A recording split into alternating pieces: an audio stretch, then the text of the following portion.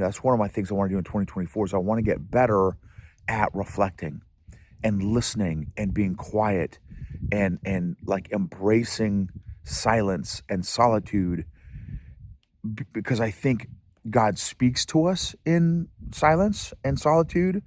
And I think we can do a lot of growing and learning too within silence and solitude and reflection and alone time.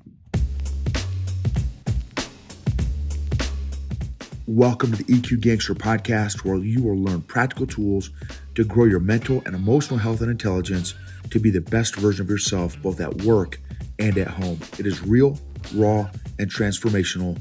The journey of emotional growth isn't easy, but it's worth it. I believe in you. EQ Gangsters, what is up? All right, for those of y'all that are watching on YouTube, I am coming from a fire pit that my daughter and I built, and I'm going to give you a quick shot. There it is. Boom, little fire pit ops. And I've got an amazing scenery behind me, this nice little pond lake area.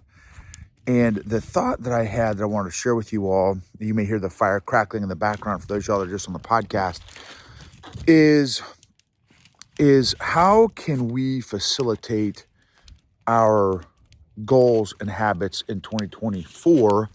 And one of those things that I'm finding, so I'm super thankful. I've been very consistent journaling. Now I say consistent, I'd say I've been consistent at like 4 days a week, three to 5 days a week consistently. There's a week or two in here or there that I've missed, but for the most part, the last maybe 3 months or so, 4 months or so, I've been very consistent, which has been a huge blessing. Now, what's interesting, I've been noticing a couple things. So one is, I prior to EQ, pre-EQ, I never used to reflect ever because I was scared of my own thoughts and feelings because I had no tools. I had no emotional tools. I had no self-awareness. I had no self-management. So if I was feeling any big giant emotions, I didn't know how to handle them. I didn't have any, again, I didn't know how to process them. I didn't know how to, my acknowledge, identify, process, and manage my emotions. I had none of that. So as a result, I did no reflection. And I think, man, there's so some of you might be like, okay, well, who cares if you didn't reflect? Well, I would argue, and I need to do an episode on this too, that there's a tremendous amount of benefit for reflection.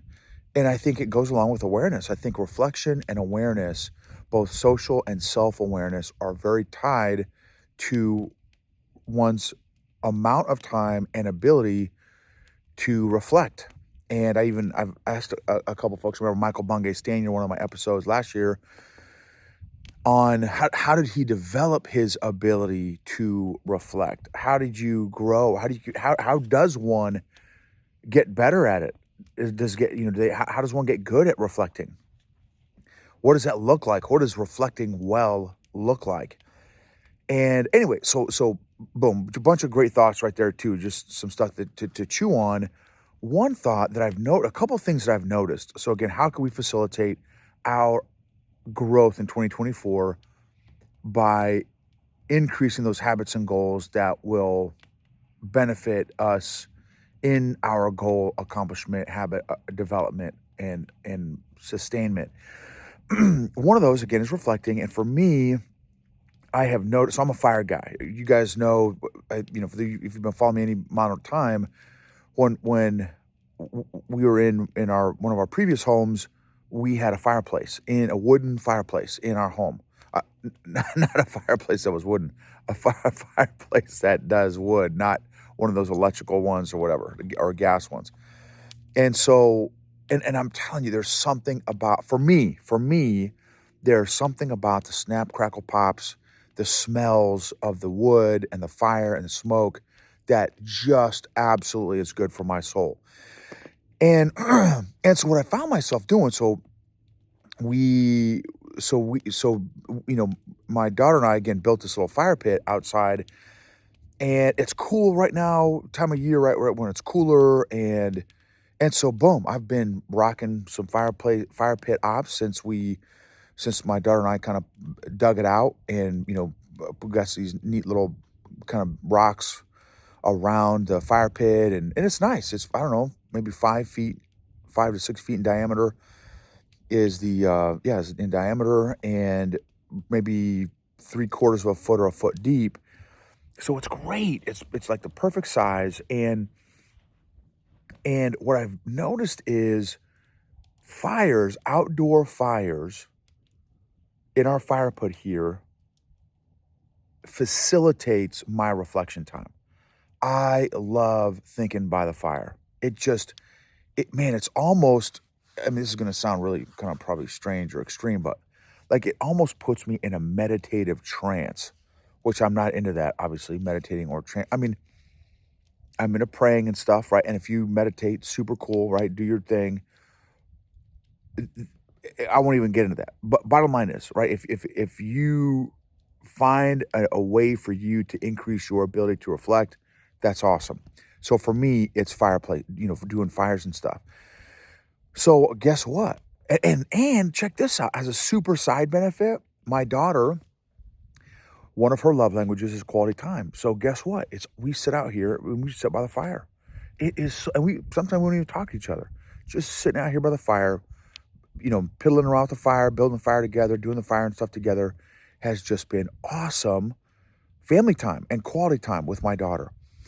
So, as a side benefit for creating an environment that facilitates my reflection time and stuff.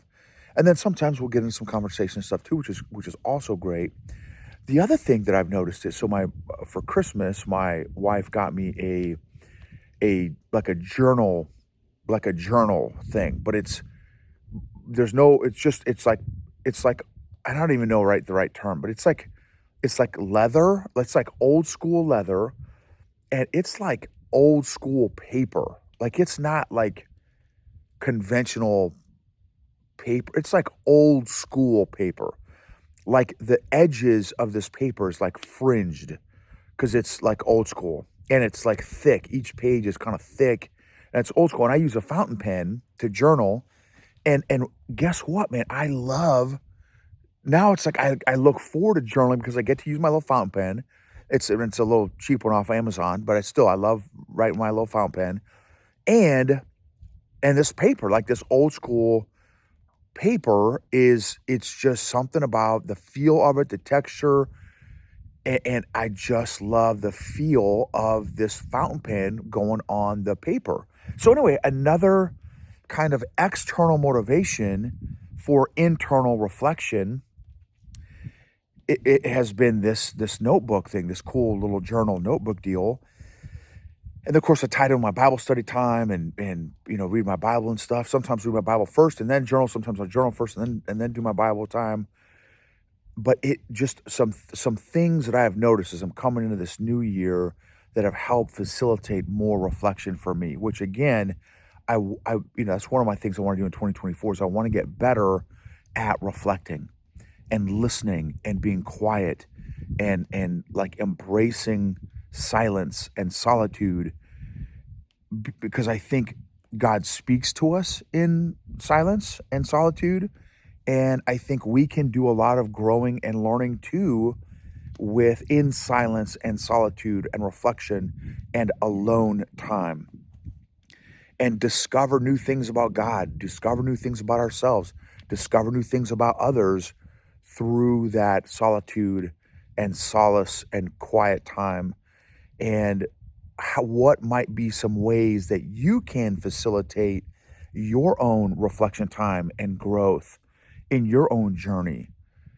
What are some questions that you can maybe ask yourself? What are maybe some external motivation stuff like a notebook, like a cool notebook that you look forward to writing in, or a cool pen that you like writing with, or a cool chair that you like sitting in to do the journaling or reflecting, or cool, I'm wearing my boots.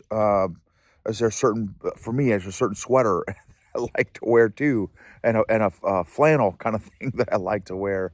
But facilitate, like, set yourself up for success this year for growth, y'all, for growth. And I'm still been chewing on what lessons I've learned in 2023 and how I've grown and stuff. And I still want to capture those lessons, but as I'm doing that, I'm really kind of trying to pay attention to how can I set myself up for this year, this coming year, in leaning into reflecting and thinking and praying and talking to God and those environments that I can create that will facilitate me doing that. So thankful for you. Thanks for being on this journey with me and letting me be on this journey with you. Our growth is worth it. Your best is worth it. Is worth it. And again, being emotionally, physically, mentally, spiritually fit, in my opinion, is a lifelong journey. It's not an event or a destination. It's a journey. And how can you be more intentional at pursuing each of those areas? Again, not the destination, but the journey. As you grow, as you change, as you reflect, how can we be more intentional at that?